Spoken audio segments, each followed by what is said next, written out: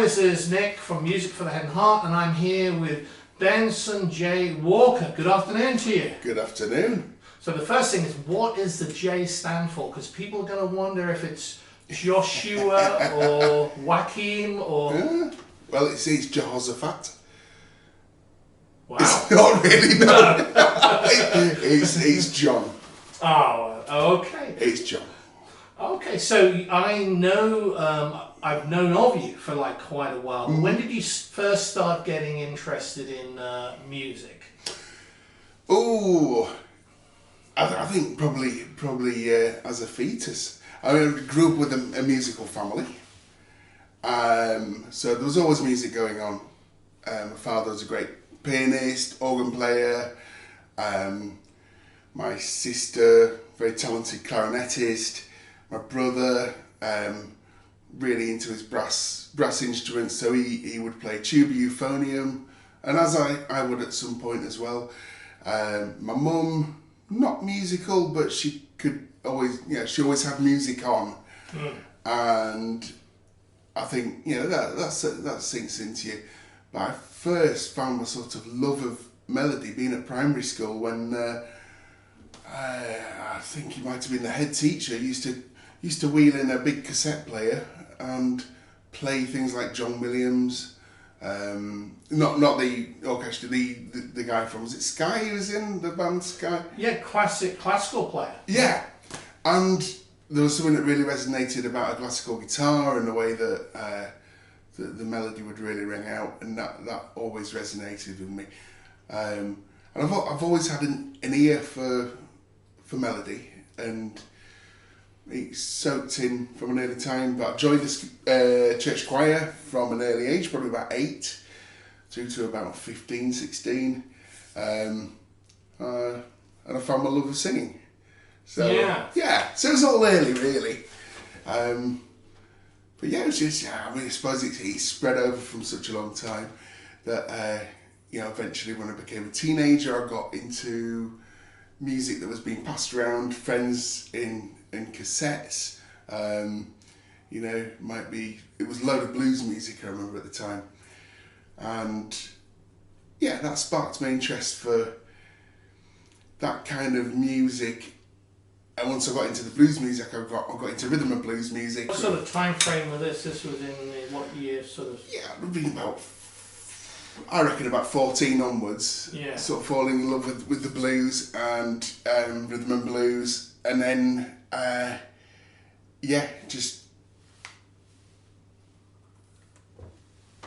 Sorry, Nick, I'm not. Well, was there any particular blues artist that jumped out that you sort of like listened to? I think the one blues artist that really got to me was there were two, Muddy Waters and Howling Wolf. Oh well, yeah, classics. Classics, but not only just because of the blues style and the music they're coming out with, but with the voice. Yeah. And that was something that, as a 14-year-old with quite a high-pitched voice, I'd try and emulate. And I've got some old recordings at home of my first ever band, and I'm trying to sing blues with quite a high, almost prepubescent voice. But then I really got into it, and when my voice broke, that was it. That was I started singing blues and then eventually soul and funk music in a couple of sort of quite big bands, and that was my style. And it was this white kid singing like a 60-year-old black man, and that was my kind of thing. But there's always been a softer edge to it as well. Yeah. So. Well, I know I'm definitely connected to sort of the soul, sort of Philly type sound, but I'm interested to hear that there was also that sort of blues sound as well. Because you're known to a lot of people for playing bass. Yes. But there's not only bass that you play. I know there's other instruments as well. Yeah, there's other instruments. I've always played guitar from. I think I started playing a bit of classical guitar at the age of 8 as well. I've always been into any stringed instrument. I'm not very good at them all, but I enjoy playing them.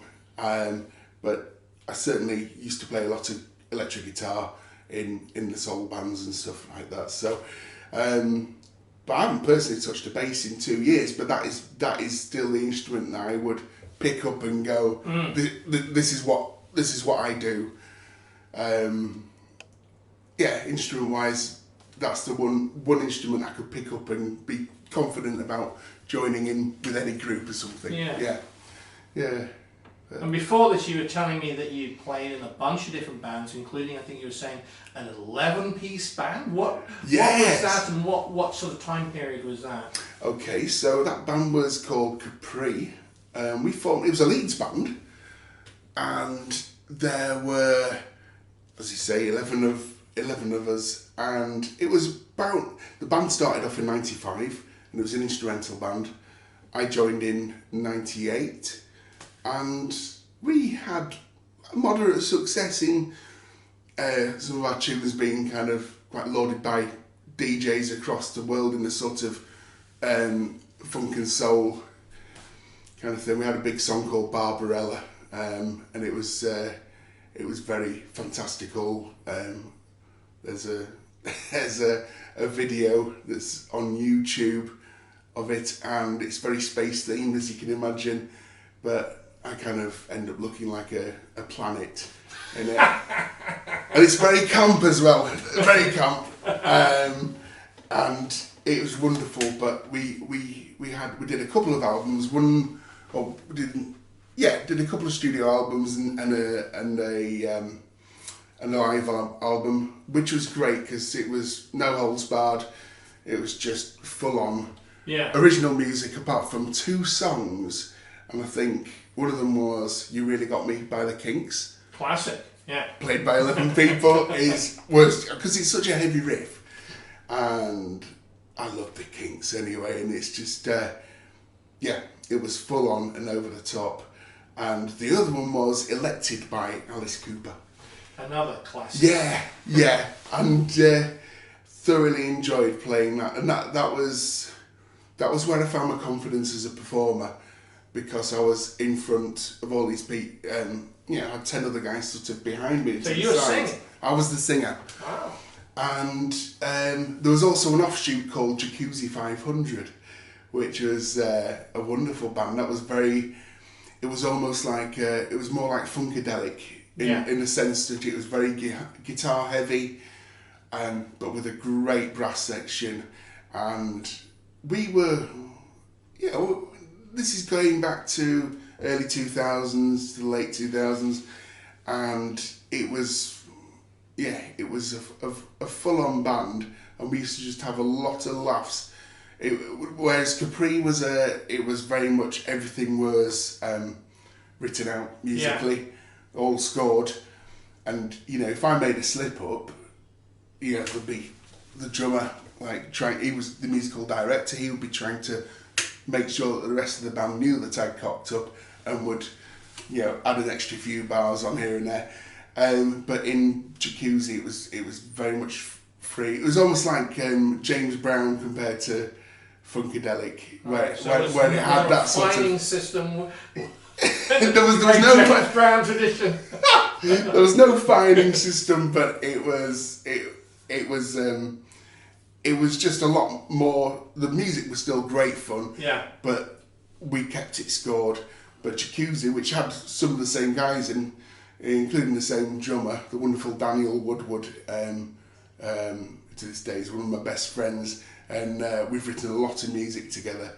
And even he was, he could be more free and throw in the odd drum solo, and everyone was it was very over the top with Jacuzzi.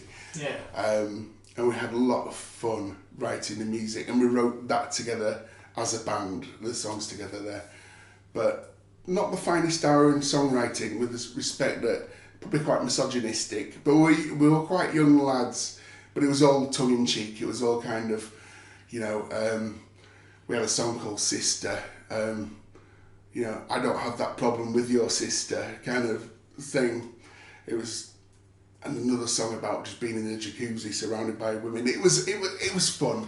Wow. But it wasn't deep and meaningful, but we had a lot of laughs performing it. And we played a lot, some really cool clubs, and they were good days. So from there, who did you move on to play with after that? Oh, so pretty much as soon as Capri stopped playing live, which is about 2004, Yeah. that's when things started taking a real complete different, turn. I was friends with a man called Michael Gallagher, and he was part of my circle of friends that was developed over a couple of years. We've been away on holiday together, but it just turned out that this chap is also known as Mick Artistic, and he was looking for a bass player. Now, years before, I'd played bass. I'd always played a bit of bass in bands. Yeah. Whether it was a blues band or a function band, whatever, I'd always fill in spare time playing bass. And I started depping for his previous bass player, who couldn't always make the gigs, and the schedule was getting bigger and bigger for Mick, and I ended up joining full time, and I spent the next over 12 years with that Wow, outfit. that long? Yeah. Wow. Okay. Yeah, and we had a wonderful time, and that led me all over the place, and that's where I discovered you can mix comedy and music. Even though I knew it's possible, because lover of Frank Zappa, for example, but to actually get involved in that yourself, where the music was good and the comedy was good, and we mashed it together. Yeah. At first, it was a bit basic. It wasn't as structured as it was in later years, but we had a lot of fun working all that out, how to make what was essentially a pub act into quite a big stage act, and we used to play at a lot of big festivals and so. So yeah, that's where music took me to from then. Yeah. So of your your journey from like the early days through to the 11Ps through to Mick Artistic, what are a couple of your favourite moments, either playing live or recording, which stand out for you? Well, there's so many of them. I think one of my favourite performances with Mick Artistic, and there were three of us on the stage, so myself on bass, Mick Artistic on vocals and keyboards, and Johnny Flockton on guitar, and we had a song called Sweet Leaf of the North, which for me got very personal, because I ended up making a little short film about it based on a live performance, and it was at Glastonbury 2007, I think. No, sorry, I've got my years mixed up. Glastonbury 2017, I think, and we played in front of a huge crowd, and they were just singing along, waving leaves, and as far as I could see, it was an outdoor stage, and as far as I could see, there were people waving these leaves, and it's a really beautiful song, even though it's a comedy band playing it. It's still quite a beautiful song, and it's all about a band, namely us, travelling from Leeds to London with just a leaf trapped beneath the windscreen wiper, and it stayed on all the way down to London, and it carried on back home to Leeds. We didn't lose it, and it became a symbol of hope in a world that's cold and grey. And it's little things like that that really stand out. But for me, I'm a recording nerd. So if I get in the studio, that's, as much as I love playing in front of audiences, I love the whole process of recording and putting something down on, well, I'll call it tape, whether it is or not anymore, but quite often is. I enjoy still using tape, and that's a real deep satisfaction for me. And it's almost like locking a song away. You've got it, and it's done, and you can file it away, or you can play it as much as you like, and if other people play it, then brilliant. But yeah, recording is that's my fun. Yeah. Real fun. Yeah. So what's next for Benson J Walker? You've gone through the 11 piece, you've gone through playing Glastonbury. Yes. You've been there, done it, have the t-shirt, recorded. I know you've also done some video stuff as well. What's on your horizon as that you're looking at? Well, I've had to take a big backseat for a long time, for about 2 years now. I decided to, I didn't really know what was going on at the time, but I decided to quit the band after warning them of it 3 months previously to actually leaving, and because I was becoming very, very physically unable to keep up with a touring schedule, and I didn't know why, but I just assumed it was me getting into my early 40s, and which is young, by the way. Which is young. He's As young. a 60-year-old guy, let me just say, for those watching, he is a young guy. Well, I've just turned 44, and but at the time I was struggling, and I was struggling mentally as well, and it's getting involved in a touring schedule that takes you away from your loved ones, and the amount of events that I missed. Yeah, how could anyone miss the mother's 70th birthday party and things like that? Yeah. I missed family weddings, all because I was playing. And when you're a self-employed musician, you can't afford to turn everything down. You try and compromise, but when there's other people involved that, might not necessarily play if you can't play, you see, it's a bit of a dilemma. And I decided to enter the real world for a bit, and I came away. But after 6 months of being away from being in a band, at that time I started dabbling with other people, some old friends that I played with years ago, some of my old Capri bandmates, we just attempted some kind of rock funk kind of tunes together. And I was playing the bass a bit and singing, and I just decided I couldn't even do that in the end. And after 6 months of being away from the band, I started to get really, really poorly, but I didn't know why. Yeah. And then after a series of tests, I found out that I had a brain tumour, and it answered so many questions of why I wasn't any longer doing something that I loved, which was performing and recording. And I turned my back on it. I was in such a dark place. But once that question got answered, and it was 2 days before my 43rd birthday, when a neurologist called me in to see him, and he said, "We've looked at some scans, we've got answers for you." And he showed me this scan on the screen, a couple of scans, and I said, "Oh, what part of the brain is that blob in the middle?" He said, "Oh, that's your tumour." Congratulations. Thank you. Yes, congratulations. You have won this. And it shocked me, but at the same time I walked out of there going, "I'm going to have to tell my partner about this.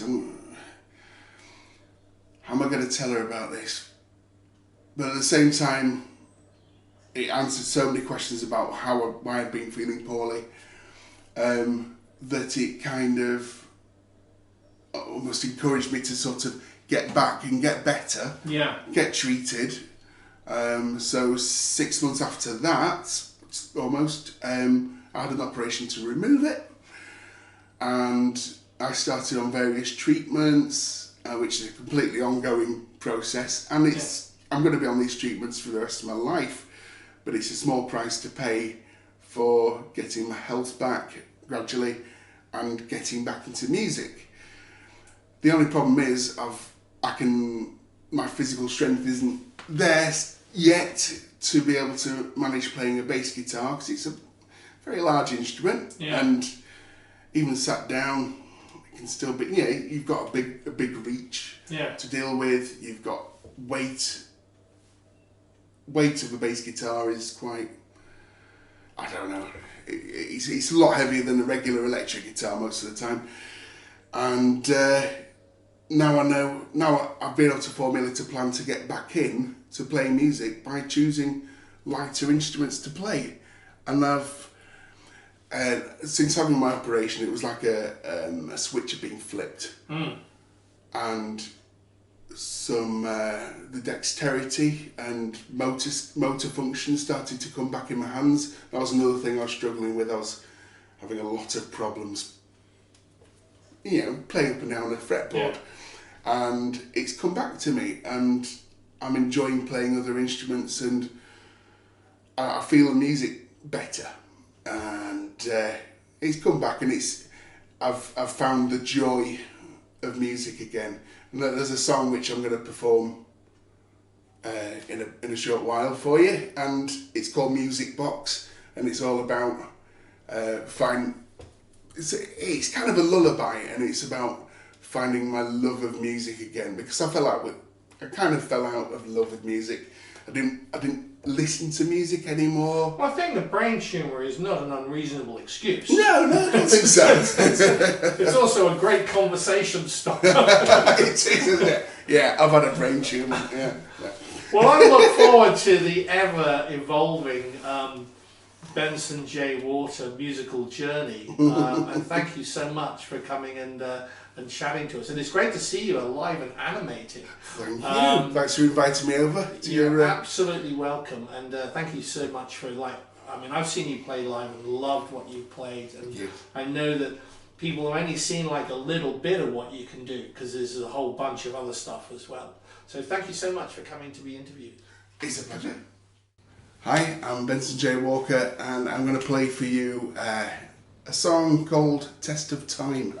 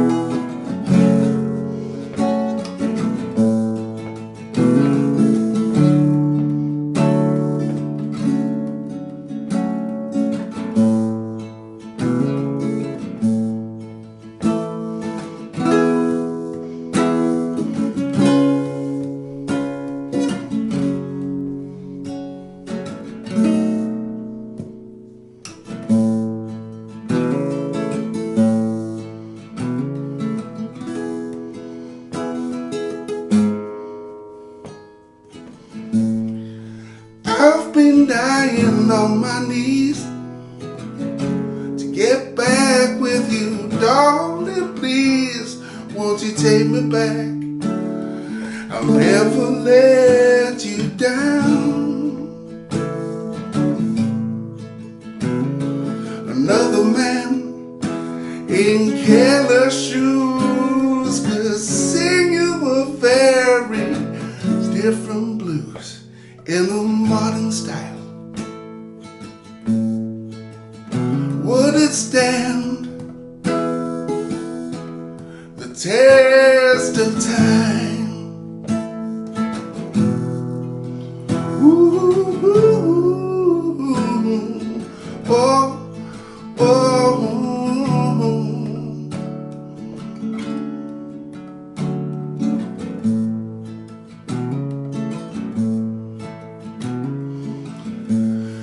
You're the only one I want. You're the only one that I need with you in my life. I'll never let you down. I'm not a man who could ask for much, but how I long for your gentle touch. I'm your king of hearts. I will stand the test of time. Ooh,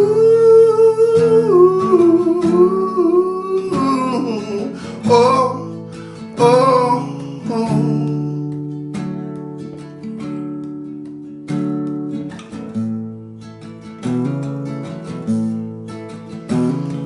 I'm not a man who could ask for much.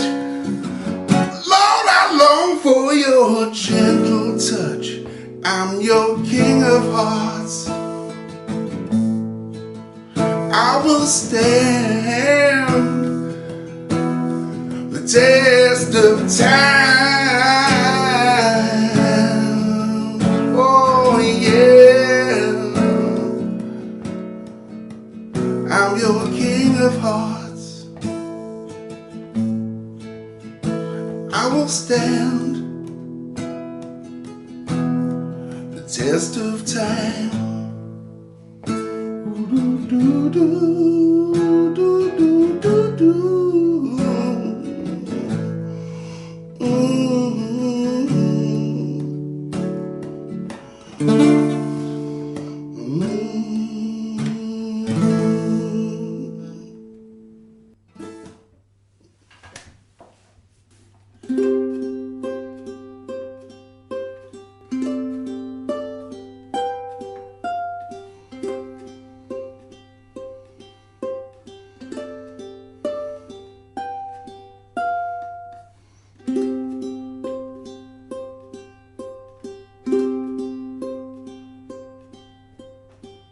I broke the music box, I made it fall apart. Now I'm replacing it with a song straight from my heart.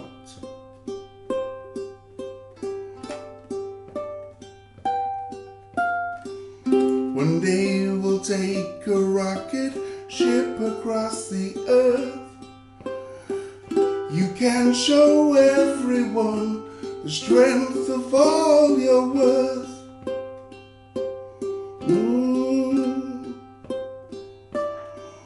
But don't you want to know about the stars up in the sky?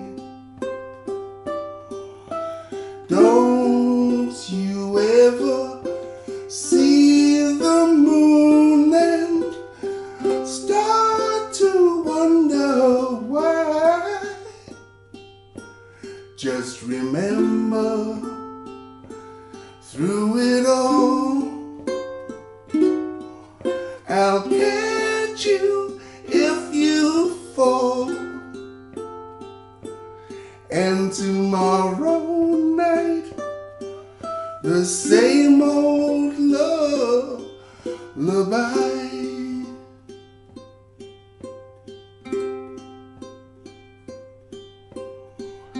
You found the nestling wrens, they'd fallen to the floor. We held them in our hands, and now they're back for more.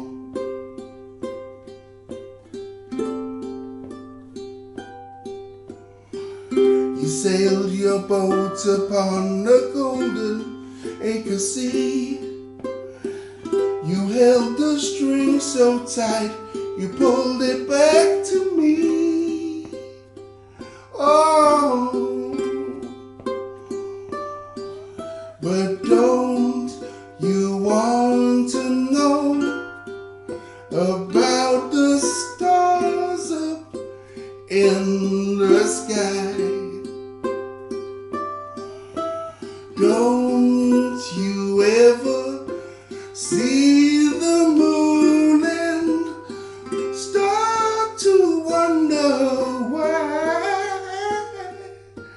Just remember, through it all, I'll catch you if you fall. And tomorrow night, the same old lullaby.